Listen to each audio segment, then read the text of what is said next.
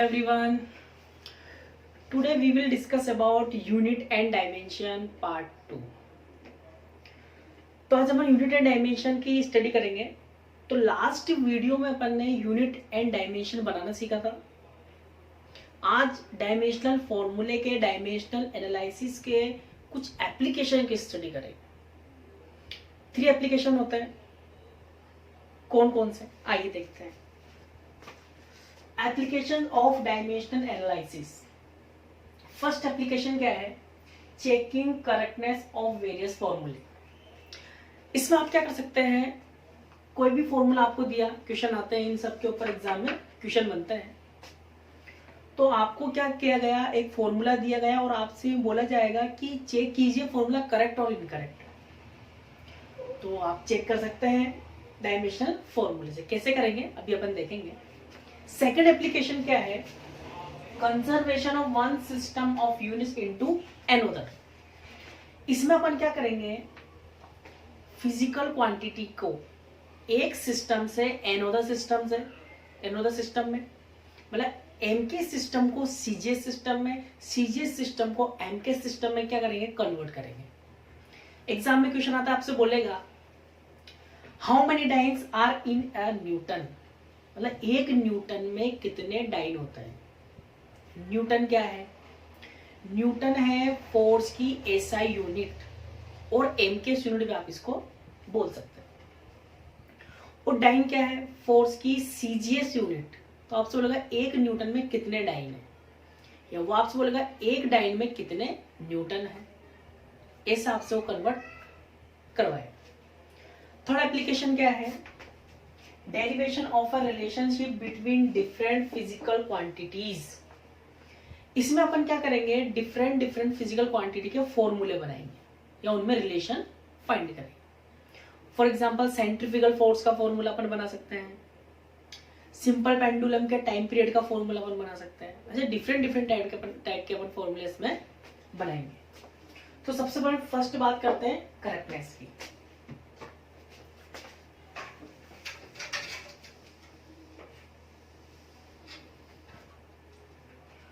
बहुत सिंपल है, 2 मिनट में आपके समझ में आ जाएगा। इसको अपन एग्जांपल से बात करें। एग्जांपल फर्स्ट, सपोज मैंने आपको एग्जांपल दिया mgh equals to half M V square. ठीक है, फर्स्ट एग्जांपल क्या लिया अपने, mgh equals to half M V square.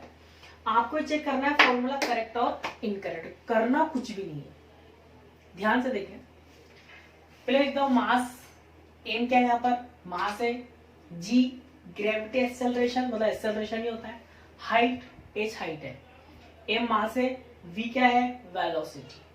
ठीक है, तो इसमें आपको क्या करना है, राइट हैंड साइड का डायमेंशनल फॉर्मूला फाइंड करना है, लेफ्ट हैंड साइड का भी डायमेंशनल फॉर्मूला फाइंड करना है। राइट हैंड साइड और लेफ्ट हैंड साइड का डायमेंशनल फॉर्मूला फाइंड करके अगर दोनों इक्वल आ रहे हैं तो अपन बोल देंगे फॉर्मूला करेक्ट है, और नहीं आएगा तो बोलेंगे इनकरेक्ट है। तो सबसे पहले बात करते हैं किसकी, LHS। ठीक है, LHS क्या है अपने पास, mgh। यूनिट बनाओ, सही डायरेक्ट आप चाहो तो इसका डायमेंशन फॉर्मूला भी लिख सकते हो, चाहो तो यूनिट बना लो, कैसे भी देख सकते हो। यूनिट से अपन देखें, मतलब एम क्या है, केजी मीटर पर सेकंड का स्क्वायर, हाइट क्या है, मीटर, क्या बन गया, KG meter square upon second square, KG meter square second की पावर -2। ये तो अपन ने यूनिट बनाई। ठीक है, अगर आपको डायमेंशनल फॉर्मूला आपको याद है डायरेक्टली पहले से ही, तो आप डायरेक्टली डायमेंशनल फॉर्मूले भी पुट कर सकते हो। यहां से थोड़ा इजी हो जाएगा अपन के लिए। डायमेंशनल फॉर्मूला बताओ, MLT, किलोग्राम है तो 1, मीटर है तो 2, सेकंड है तो -2, बन गया। अब बात करते हैं अपन RHS। क्या है formula, half M V square. पहले अपन यूनिट बनाए, नंबर को यूनिट में कभी भी अपन नहीं लिखते हैं। क्या लिखेंगे, मास का केजी, वी वेलोसिटी क्या आएगा, मीटर पर सेकंड का होल स्क्वायर। ठीक है, तो क्या बनेगा kg meter square upon second square. वैसे तो आप यूनिट देखकर भी आप बोल सकते हैं कि यूनिट सेम, डायमेंशन फॉर्मूला भी क्या होगा सेम। तो बताइए df क्या बनेगा, इसका df वही mlt 1 2 सेकंड ऊपर जाएगा तो kg मीटर स्क्वायर सेकंड की पावर -2, तो यहाँ भी क्या आएगा -2। ठीक है, तो क्या बना m1 l2 t -2 m1 l2 t -2, मतलब डायमेंशन फॉर्मूला सेम है। इसका मीन्स क्या हुआ कि फॉर्मूला करेक्ट, फॉर्मूला करेक्ट है।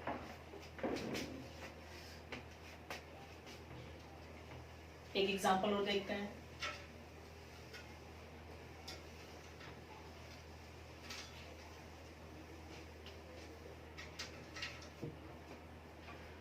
बात करते हैं एग्जाम्पल लिया मैंने यहाँ पे, suppose s equals to ut plus half AT square, suppose मैंने ये लिया।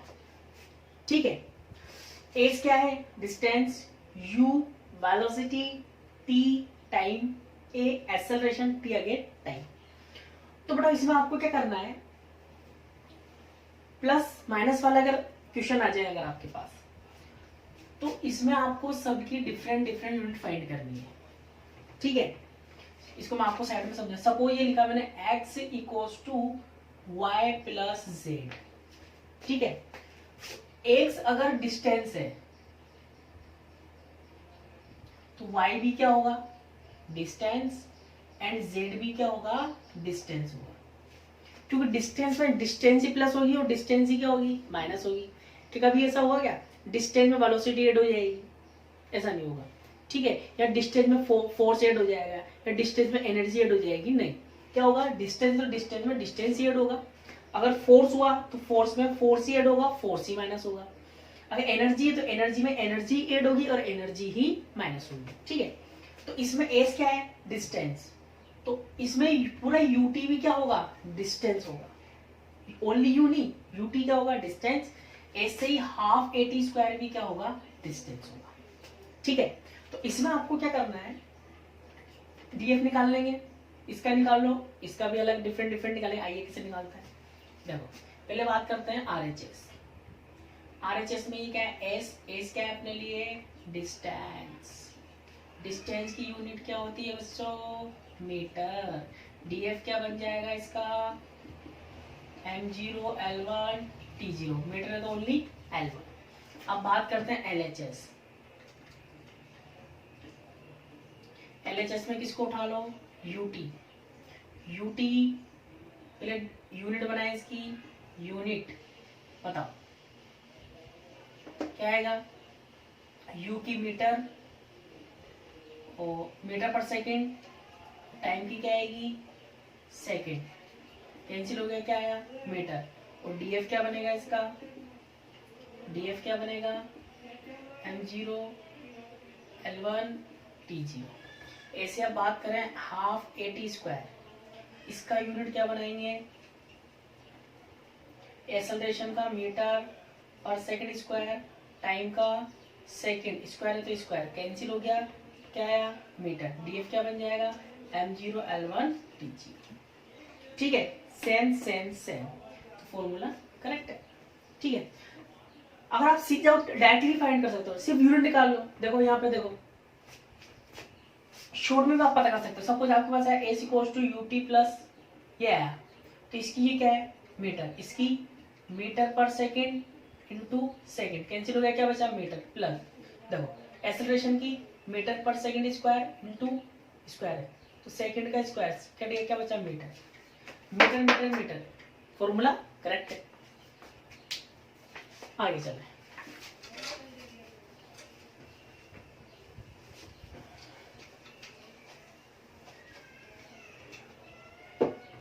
सपोज मैंने आपको दिया mv square r equals to mgh।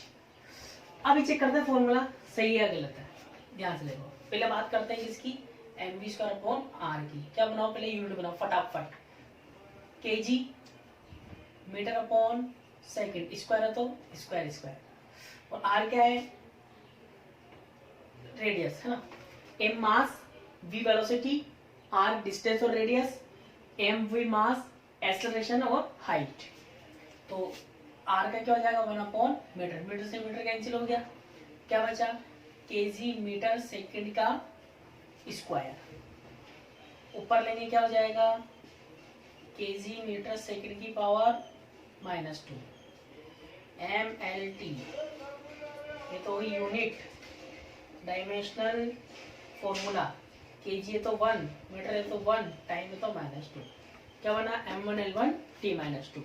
अब बात करते हैं MGH, यूनिट बनाओ, मास की केजी, जी क्या है ग्रेविटी एक्सेलरेशन, एक्सेलरेशन ही है, मीटर पर सेकंड का स्क्वायर, हाइट मीटर, क्या बना केजी मीटर स्क्वायर और सेकंड की पावर -2।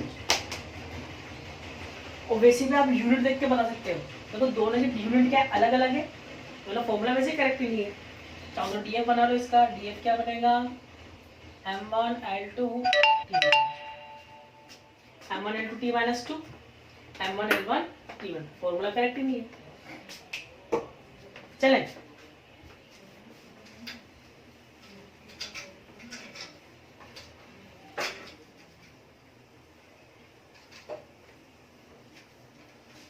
बात करते हैं अपन सेकंड एप्लीकेशन की।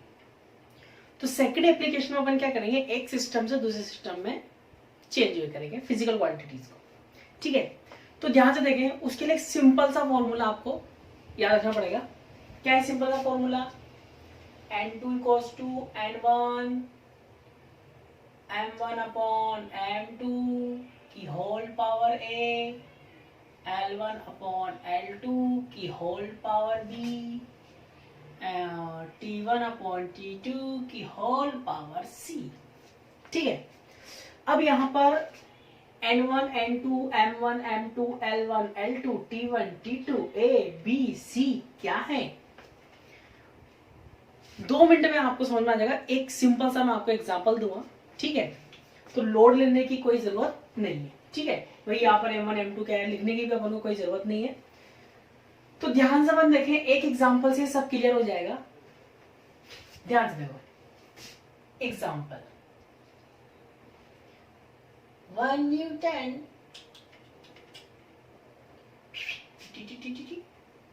टाइम,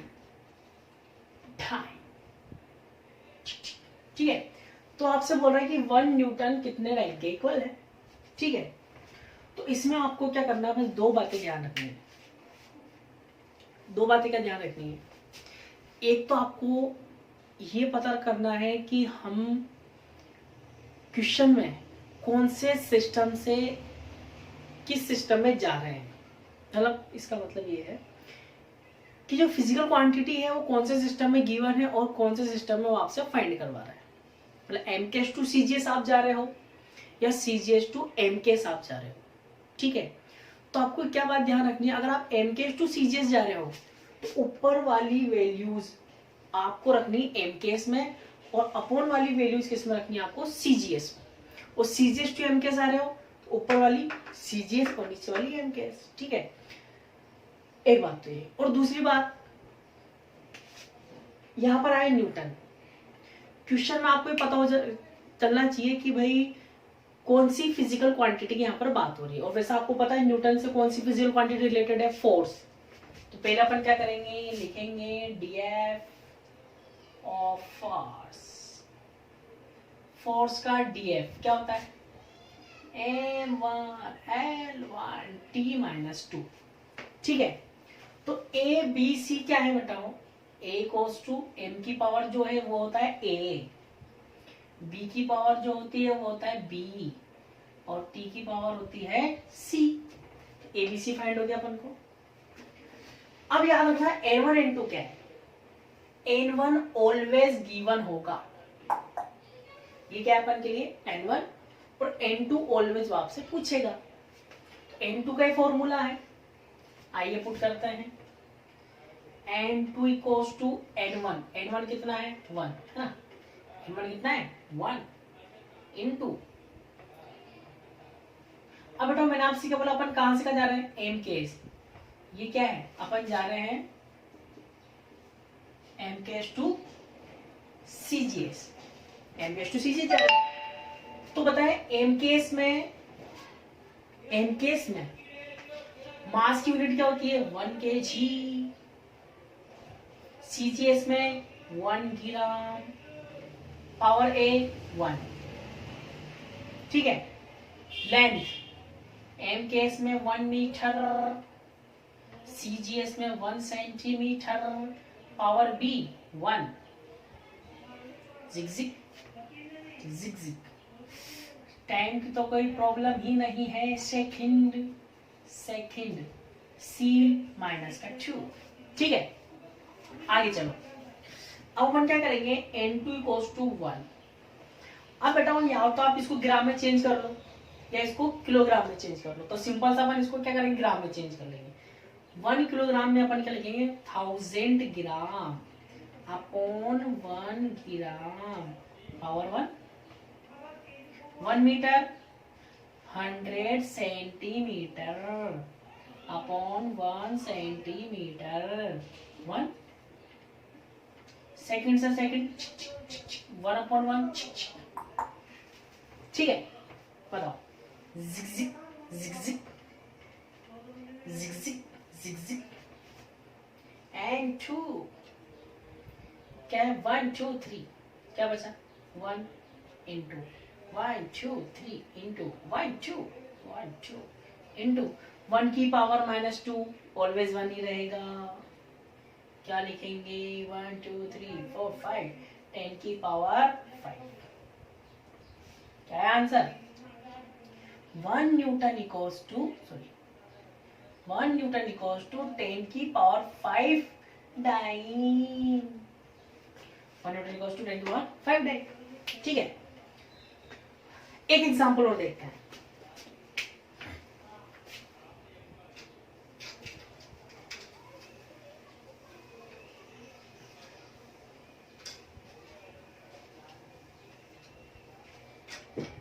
एग्जाम्पल सेकंड देखें, G goes to 6.67 into 10 की पावर -11 न्यूटन मीटर स्क्वायर पर केजी का square equals to 9 centimeter square upon gram square, ठीक है। पहले मैं इस जी की बात करता हूं। जी क्या है, वैसे आपके 11th क्लास में एक चैप्टर आएगा ग्रेविटेशनल फील्ड, ग्रेविटेशन। वहां पर ग्रेविटेशनल फोर्स का फॉर्मूला होता है F equals to G m1 m2 upon r square, G m1 m2 upon r square. G क्या है, यूनिवर्सल ग्रेविटेशनल कांस्टेंट। तो यहां पर इस जी की वैल्यू है, किसमें है ये, MKS में, किसमें है, MKS में। और किसमें वो आपसे पूछ रहा है, CGS में, MKS टू CGS, ठीक है। तो पहले आपको क्या करना पड़ेगा, जी का DF चाहिए, तो यहां से DF बना लेंगे अपन पहले। चलो पहले DF ही बना लो। जी कोस टू क्या लिखेंगे, FR square upon M1 M2। तो जी का ये फोर्स की न्यूटन, R की मीटर का स्क्वायर, डिस्टेंस है तो मीटर, स्क्वायर है तो स्क्वायर। एम क्या होता है, M1 M2 मास, केजी का स्क्वायर। डीएफ बना लो। डीएफ बनाएंगे तो न्यूटन का M1 L1 T-2 अपने प्रीवियस वीडियो में बनाया हुआ है वैसे तो। और क्या आएगा, L2 अपॉन क्या आएगा, M2।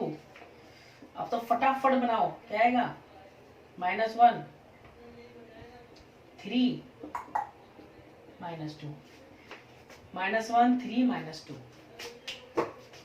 -1 3 -2, ठीक है। तो डीएफ क्या है, -1 3 -2। तो A goes to -1, B goes to 3, C goes to -2, ठीक है। अब बताओ M केस टू कहां जा रहे हो, M KS to MKS to CGS always find करना है। N1 ऑलवेज गिवन 6.67 इंटू 10 की पावर -11। MKS में जा MKS तो ऊपर MKS क्या आएगा 1 kg अपॉन 1 ग्राम। इस बार भी थोड़ा डिटेल में लिख देता हूँ, नेक्स्ट वाले में शॉर्ट में लिखूंगा, शॉर्ट में -1 क्या आएगा 1 मीटर 1 सेंटीमीटर 3 1 सेकेंड 1 सेकेंड कितना आएगा -2। N2 इक्वल्स टू 6.67 इंटू 10 की पावर -11 क्या लिखेंगे वही 1000, ग्राम से ग्राम कैंसिल -1 इधर। अब क्या होगा N2 इक्वल्स टू 6.67 इंटू 10 की पावर -11। ठीक है, क्या लिखेंगे इसको 1000 ग्राम अपॉन 1 ग्राम, ग्राम से ग्राम कैंसिल, पावर कितनी है -1। इसको क्या लिखेंगे 100 centimetre upon 1 centimetre, centimetre centimetre cancel, क्या बचा 3 सेकंड -2 चलाएंगे। N2 इक्वल्स टू 6.67 इंटू 10 की पावर -11 है ना, 10 की पावर -11 इंटू, अब देखो 1 2 3 10 की पावर 3 इंटू -1 क्या बनेगा 10 की पावर -3 इंटू 100 है, 100 क्या होता है 10 की पावर 2 2 इंटू 3 10 की पावर 6। बताओ N2 इक्वल्स टू 6.67 इंटू 10 की पावर -3 -11 कितना होगा -14 -14 प्लस 6 -14 प्लस 6 का बचा 10 की पावर -8 डाइन सेंटीमीटर स्क्वायर पर ग्राम स्क्वायर। तो ये क्या होगा अपना आंसर। एक और देखते हैं,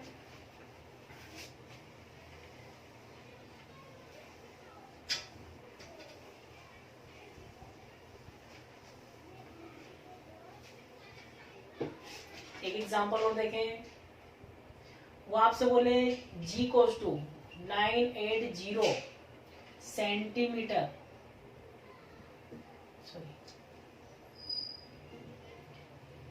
ग्राम per centimetre square equals to चू मीटर पर सेकंड का स्क्वायर। ठीक है, तो G क्या है ग्रेविटी एक्सेलरेशन, स्मॉल g होता है ग्रेविटी एक्सेलरेशन, कैपिटल G होता है यूनिवर्सल ग्रेविटेशनल कांस्टेंट। तो यहां पर आपको देखो CGS में है, ये किसमें है ये CGS में, ये किसमें है MKS में। ठीक है, अब तो G क्या है एक्सेलरेशन, DF क्या होता है एक्सेलरेशन का m0 L1 t-2 है ना। बताओ N2 ऑलवेज फाइंड करना है, N1 कितना है 980 इक्वल्स टू, अब बताओ ऊपर क्या रखेंगे CGS क्या आएगा 1 ग्राम अपॉन 1000 ग्राम, केजी लिखेंगे ना, केजी क्या बन जाएगा 1000 ग्राम, शॉर्ट में करेंगे अब तो पावर 0 क्या आएगा 1 centimetre upon 100 centimetre power 1 ABC 1 second -2 ठीक है, ग्राम से ग्राम ठीक है। N2 इक्वल्स टू 980 इंटू क्या बचा 1 अपॉन 1000 की पावर 0 1 अपॉन 1 की पावर -2। ठीक है, अब 1 अपॉन 1000 की पावर 0 की वैल्यू कितनी होती है 1, किसी की भी पावर 0 हो उसकी वैल्यू क्या बन जाती है 1। अगर आपके ऊपर भी पावर 0 लगा दो तो आपकी वैल्यू कितनी हो जाएगी 1। ठीक है, N2 इक्वल्स टू 980 इक्वल्स ये तब या 1 इंटू जिग कितना बचेगा, पॉइंट लग जाएगा 9.8 मीटर पर सेकेंड का स्क्वायर। तो ऐसे एक सिस्टम से दूसरे सिस्टम में अपन क्वांटिटी को चेंज कर सकते हैं। अब देखते हैं थर्ड एप्लीकेशन।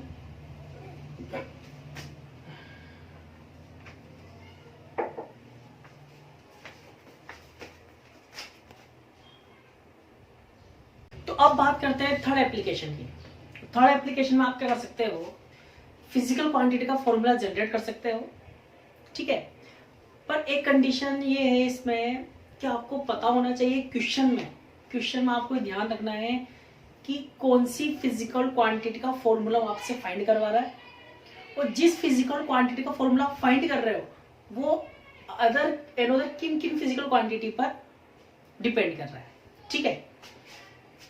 तो ध्यान से देखो, एक क्वेश्चन मैंने आपको लिख दिया है एग्जाम्पल की फॉर्म में, ठीक है।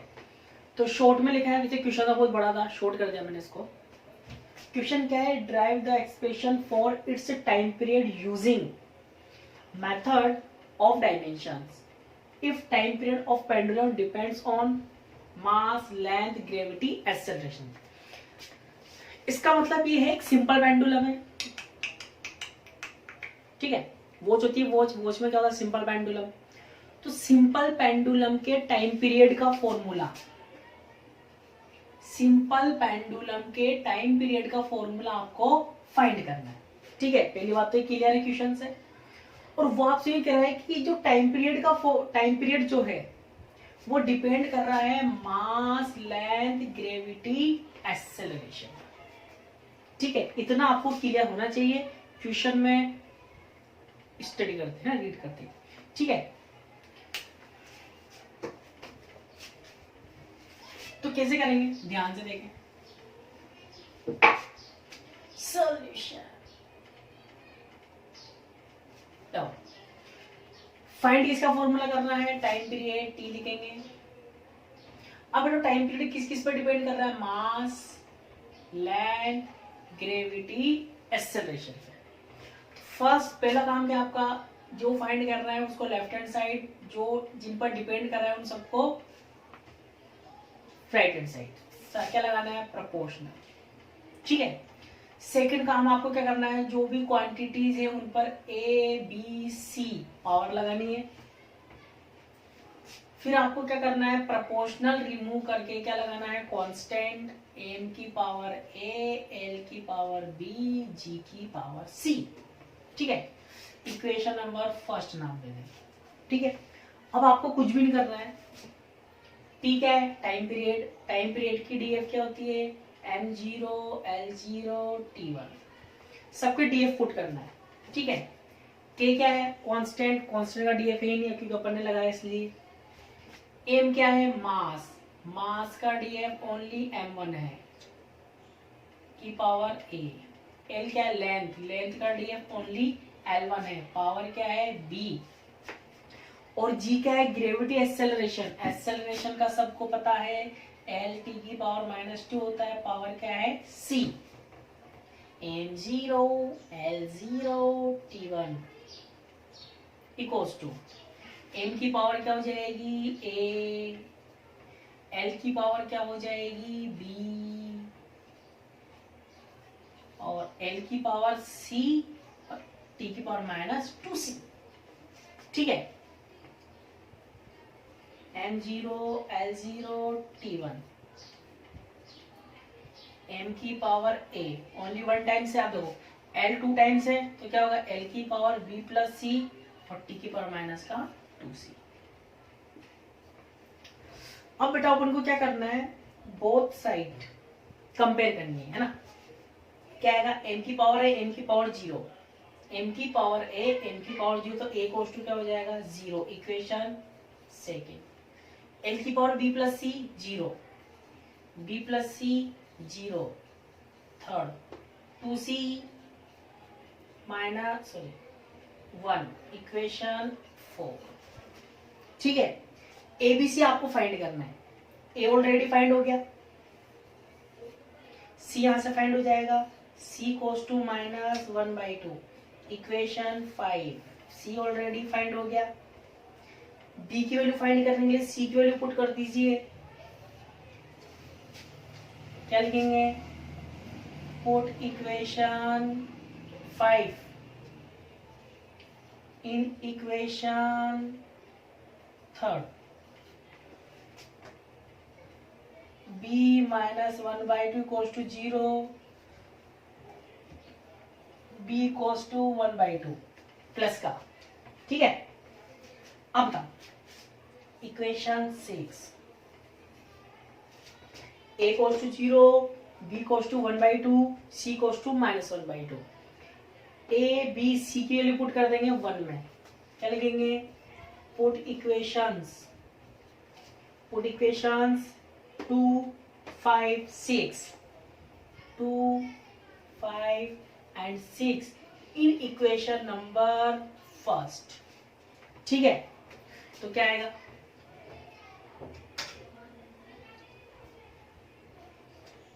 t cos to k m की पावर a की वैल्यू 0, l की पावर b 1/2 और g की पावर c -1/2, ठीक है। अब बताओ, थोड़ी देर पहले ही मैंने आपको बताया जिसकी पावर 0 होती है उसकी वैल्यू कितनी होती है, 1। तो m तो क्या हो गया 1, हटा देंगे इसको, क्या बचा, l की पावर 1/2, g की पावर -1/2, g की पावर प्लस में बनाएंगे तो k, l की पावर 1/2 अपॉन g की पावर -1/2 k, इसको अपन क्या लिख सकते, सॉरी प्लस का, इसको अपन क्या लिख देंगे, l/g की होल पावर 1/2, ठीक है। 11th क्लास में अपन आ चुके हैं, तो सब बच्चे जानते होंगे पावर 1/2 का मीन्स क्या होता है, अंडर रूट l/g, क्या बन गया, टाइम पीरियड का फॉर्मूला। ऐसा अपन और फॉर्मूला बना सकते हैं इसमें ना,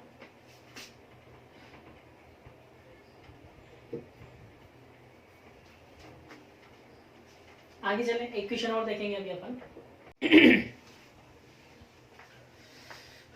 तो अब थर्ड एप्लीकेशन है, एक एग्जांपल और देखेंगे। एक एग्जांपल क्या है, आपको क्या करना है, सेंट्रीफ्यूगल फोर्स का फॉर्मूला फाइंड करना है। सेंट्रीफ्यूगल फोर्स बोल सकते हो, सेंट्रीपिटल बोल सकते हैं, ठीक है। सेंट्रीफ्यूगल फोर्स का फॉर्मूला फाइंड करना है।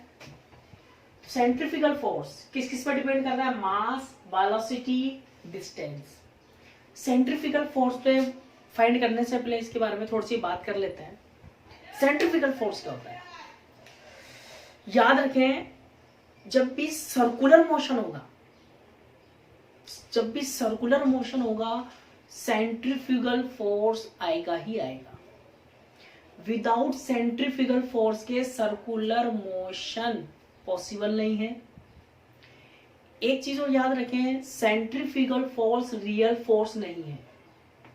सेंट्रीफ्यूगल फोर्स रियल फोर्स नहीं है, ये वर्चुअल फोर्स है। नेचर में 2 टाइप्स के ही वर्चुअल फोर्स होते हैं। कौन कौन से, सेंट्रीफ्यूगल और कोरोलियस। फर्स्ट सेंट्रीफ्यूगल और सेकंड कोरोलियस। तो अब थर्ड एप्लीकेशन के एक एग्जांपल और देखते हैं अपन, ठीक है। तो थर्ड एप्लीकेशन का एक एग्जांपल और क्या है, आपको क्या करना है, सेंट्रीफ्यूगल फोर्स का फॉर्मूला फाइंड करना है यूजिंग मेथड ऑफ डायमेंशंस, ठीक है। सेंट्रीफ्यूगल फोर्स किस किस पर डिपेंड कर रहा है, मास, वेलोसिटी एंड रेडियस पे, ठीक है। सेंट्रीफ्यूगल फोर्स और सेंट्रीपिटल फोर्स फाइंड करने से पहले इसके बारे में थोड़ी सी बात कर लेते हैं। तो याद रखें, सेंट्रीफ्यूगल फोर्स कहां काम आता है, जब भी सर्कुलर मोशन होगा। क्या होगा, सर्कुलर मोशन। जब भी सर्कुलर मोशन होगा, सेंट्रीफ्यूगल फोर्स आएगा ही आएगा, फिक्स है ये। विदाउट सेंट्रीफ्यूगल फोर्स के सर्कुलर मोशन पॉसिबल नहीं है। एक बात और याद रखें, नेचर में 2 टाइप्स के वर्चुअल फोर्स है। और जो सेंट्रीफ्यूगल और सेंट्रीपिटल फोर्स है ये भी रियल फोर्स नहीं है, वर्चुअल फोर्स है। ये कभी भी अकेला नहीं आएगा। देखना, आप कोई सी बुक उठा के आप देख लें, ये कभी भी अकेला नहीं आएगा। जब भी आएगा किसी ना किसी को साथ लेकर आएगा। तो क्योंकि रीजन क्या है, वर्चुअल फोर्स है। तो नेचर में टू टाइप्स के वर्चुअल फोर्स हैं, सेंट्रीफ्यूगल और centripetal force, first number. Second number है कोरोलियस फोर्स। कौन सा? कोरोलियस। ठीक है, कोरोलियस फोर्स आपके बहुत आगे आएगा। तो सेंट्रीफ्यूगल फोर्स का फॉर्मूला फाइंड करना है। तो सेंट्रीफ्यूगल फोर्स रियल फोर्स नहीं है, वर्चुअल फोर्स है। रीजन क्या है? क्योंकि आपने देखा होगा mv² r इक्वल टू, आपने कभी कभी gm1m2 अपॉन r² देखा होगा। mv² अपॉन r के q1 q2 अपॉन r² देखा होगा। mv² upon r equal to t देखा होगा। mv² r इक्वल टू म्याऊ mg आपने देखा होगा। mv² r equal to qvb भी आपने देखा होगा। ठीक है, तो जितने भी आपको mv² upon r, mv² upon r, mv² upon r, mv² upon r दिख रहा है, ये सब सेंट्रीफ्यूगल फोर्स, सेंट्रीपिटल फोर्स है। ठीक है, तो देखो कभी भी अकेला नहीं आएगा। देखो अब कौन कौन से केस में है, ये कौन सा केस है बताओ। सन अर्थ के अराउंड कौन रोटेट हो रहा है? मून रोटेट हो रहा है। ठीक है, तो मून क्या कर रहा है, सन अर्थ के अराउंड सर्कुलर मोशन कर रहा है। सर्कुलर मोशन होगा, क्या आएगा? Centrifugal force. ठीक है, सेंट्रीपिटल भी आप बोल सकते हो। तो जब भी सर्कुलर मोशन होगा तो क्या आएगा? सेंट्रीफ्यूगल फोर्स, रियल फोर्स नहीं है। तो इस केस में रियल फोर्स क्या है? Gravitational force. अर्थ और मून के बिटवीन जो ग्रेविटेशनल फोर्स लग रहा है वही क्या प्रोवाइड करेगा? Centrifugal force. तो किसके इक्वल कर देंगे? ग्रेविटेशनल फोर्स के इक्वल हो जाता है। ये कौन सा केस है? एटम में सेंटर में क्या है? न्यूक्लियाई। न्यूक्लियाई के अराउंड कौन रोटेट हो रहा है? इलेक्ट्रॉन। कौन सा मोशन कर रहा है? Circular motion. क्या आएगा? Centrifugal force. अब यहाँ पर रियल फोर्स कौन है? न्यूक्लियाई पॉजिटिव और चार्ज इलेक्ट्रॉन नेगेटिव। चार्ज के बिटवीन कौन सा फोर्स लगता है? Electric force. और कूलॉम फोर्स भी आप इसको बोल सकते हैं। कूलॉम फोर्स के इक्वल कर दिया रियल फोर्स। ये कौन सा केस है? आपने क्या किया, एक पत्थर लिया, उसको एक स्ट्रिंग पे बांध के उसको घुमा रहे हो, तो उस केस में पत्थर क्या कर रहा है? स्ट्रिंग के अराउंड चारों ओर क्या हो रहा है? रोटेट हो रहा है। तो भी कौन सा मोशन है? Circular motion. सर्कुलर मोशन होगा, सेंट्रीफ्यूगल फोर्स आएगा। पर इस केस में रियल फोर्स क्या है? स्ट्रिंग का टेंशन फोर्स। तो किसके इक्वल कर देंगे? टेंशन फोर्स के इक्वल कर देंगे। ये कौन सा केस है? सर्कल है। सर्कल पर गया आप साइकिल लेके, साइकिल से आप वहां पर राउंड लगा रहे हो, बाइक से राउंड लगा रहे हो, तो भी कौन सा मोशन है? Circular motion. सर्कुलर मोशन है, कौन सा फोर्स आएगा? mv² upon r। और वहां पर रियल फोर्स क्या है? Friction force. किसके इक्वल कर देते हैं? फ्रिक्शन फोर्स के। ये कौन सा केस है? Magnetic field. मैग्नेटिक फील्ड के परपेंडिकुलर अगर चार्ज मोशन करता है, मैग्नेटिक फील्ड के परपेंडिकुलर चार्ज मोशन करेगा तो चार्ज का पाथ कैसा होगा? सर्कुलर। तो उस केस में भी सेंट्रीफ्यूगल फोर्स आएगा। पर मैग्नेटिक फील्ड से जो रियल फोर्स उसको प्रोवाइड करेगा तो क्या लिखेंगे? QEB। इन सब केस में सर्कुलर मोशन हो रहा है और ये सब क्या है? Real force. तो सेंट्रीफ्यूगल और सेंट्रीपिटल फोर्स कभी भी अकेला नहीं आएगा। वैसे बहुत शानदार टॉपिक है सेंट्रीफ्यूगल और सेंट्रीपिटल फोर्स, आगे डिस्कस भी करेंगे अपन। तो अभी तो फॉर्मूला फाइंड करना है। तो मेथड वही है, आपको क्या करना है?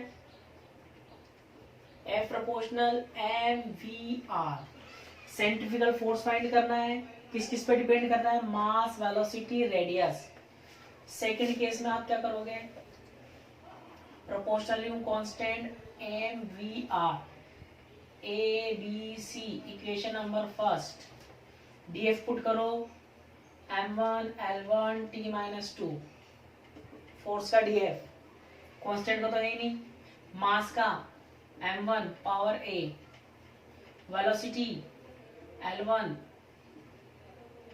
t की पावर -1 पावर b, रेडियस आती है लेंथ में, L1 power C, M1 L1 T minus 2, M की पावर A, L की पावर B, L की पावर C, क्या लिखेंगे B प्लस C, T की power minus B। Base same है, पावर ऐड हो जाएगी। कंपेयर करें, A की पावर, M की पावर A, M की पावर 1, L की power B plus C, L की पावर 1, T की पावर माइनस B, T की power minus 2। First, second, third, minus से minus cancel, P equals to 2, equation number 4। A की value आ गई, B की वैल्यू भी आ गई, C की वैल्यू के लिए पुट इक्वेशन 4 काम पुट कर देंगे थर्ड में, इक्वेशन 4 इन इक्वेशन नंबर 2, सॉरी थर्ड, क्या आएगा 2 प्लस C इक्वल्स टू 1, तो C equals to 1 minus 2 equals to C equals to minus 1। ठीक है, equation 5, A B C 2 4 5, put equation 2 4 and 5 in equation first, क्या आएगा F equals to K M की power A, A की वैल्यू 1, B की power B 2, C की power minus 1, sorry R की पावर माइनस 1। ठीक है, तो क्या आएगा F equals to K M V square, positive बनाएंगे तो अपोन में K को 1 लें, if K equals to 1 F M V square upon R। ठीक है, तो ऐसे अपन इससे फॉर्मूला जनरेट कर सकते हैं। पर बेटाओ यूनिट, ये जो अपन ने डायमेंशनल एनालिसिस के जो एप्लीकेशन पढ़ी थी, लिमिटेशन भी है। लिमिटेशन क्या है, मतलब मैंने यहाँ पर K इक्वल्स टू 1 लिया, ये मैंने मर्जी से लिया है। ठीक है, ऐसे बताओ, अभी थोड़ी देर पहले अपन ने टाइम पीरियड का फॉर्मूला फाइंड किया था, क्या लिखा था T equals to K under root L by G। Actual में क्या होता है 2 pi under root L by G। ठीक है, तो K की वैल्यू है इस केस में क्या है 2 पाई। इसकी लिमिटेशन ऐसे तो और भी होती है। लिमिटेशन क्या है इसकी कि आप डायमेंशनल एनालिसिस से कांस्टेंट की वैल्यू फाइंड नहीं कर सकते हो। फॉर्मूला तो फाइंड कर रहे हैं अपन, ठीक है, एक्यूरेट फॉर्मूला अपन फाइंड नहीं कर सकते, अप्रॉक्स जो फॉर्मूला है वो अपन इससे फाइंड कर सकते हैं।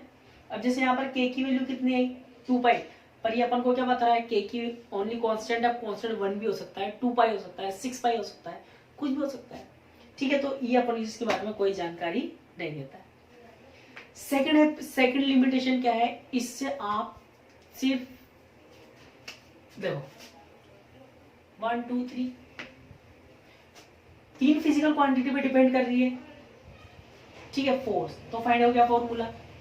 ऐसे अपने टाइम पीरियड फाइंड किया था, उसमें भी 3 ही फिजिकल क्वांटिटी थी। तो इससे आप ऐसे फॉर्मूले फाइंड नहीं कर सकते जो फिजिकल क्वांटिटी 3 से ज्यादा फिजिकल क्वांटिटी पर क्या कर रही हो, डिपेंड कर रही हो। ये कुछ लिमिटेशन है इसकी, सारे फॉर्मूले आप फाइंड नहीं कर सकते इससे। आप ऐसे फॉर्मूले से फाइंड नहीं कर सकते हो, जैसे बताओ अपन ऐसा, अपन ने ये फॉर्मूला फाइंड किया गया AC equals to UT plus half AT square. ठीक है, ऐसे फॉर्मूले भी अपन फाइंड नहीं कर सकते जिनमें प्लस माइनस आ रहा हो, मतलब एक से ज्यादा फैक्टर हो। ऐसे फॉर्मूले आप इस मेथड से फाइंड नहीं कर सकते हो।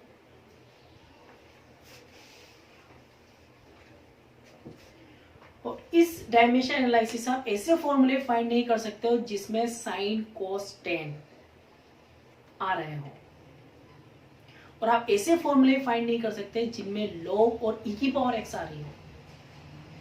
तो कुछ इसकी लिमिटेशंस हैं, ठीक है, ध्यान रखें।